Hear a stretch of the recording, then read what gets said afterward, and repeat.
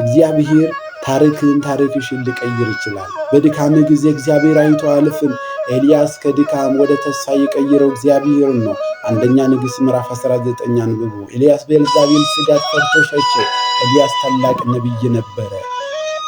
አንድ ቀን የማይል መንገድ በምድረ በዳ ሄደ፣ ደከመ። በምድረ በዳ ተቀምጦ እንዲህ አለ፣ ከአባቶች አልበልጥምና ነፍሴን ውሰድ፣ እግዚአብሔር ይበቃኛል አለ። ዛሬ በስጋት ፈርቶ የሸሹ፣ ረጅም መንገድ በምድረ በዳ ሄዶ የደከሙ፣ በምድረ በዳ ተቀምጦ የሚያለቅሱ፣ የኑሮ ጉዳይ ሆኖ በሰው ሀገር በሰው ቤት እየደከሙ ያሉት ከአባቶቼ ከእናቶቼ አልበልጥምና ነፍስን ውሰድ፣ እግዚአብሔር ይበቃኛል ያሉ ስንቶች አሉ። ኤልያስም እግዚአብሔር ይበቃኛል አለ። እግዚአብሔር ግን መልአኩን ልኮ አበረታው። ዛሬም የድካም ስሜት የተሰማቸው እግዚአብሔር መልአኩን ልኮ ያበርታልን። በድካም ጊዜ ባዘነ ጊዜ እግዚአብሔር አይቶ ዝም አይልም።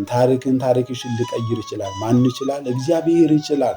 ምክንያቱም ኤልያስን ከድካም፣ ጳውሎስን ከአሳዳጅነት፣ ዳዊትን ከዝሙት ያወጣ እግዚአብሔር ስለሆነ ኤልያስን ከድካም፣ ጳውሎስን ከአሳዳጅነት፣ ዳዊትን ከዝሙት ያወጣ እግዚአብሔር ካለነው ችግር እሱ በቸርነቱ ያውጣል።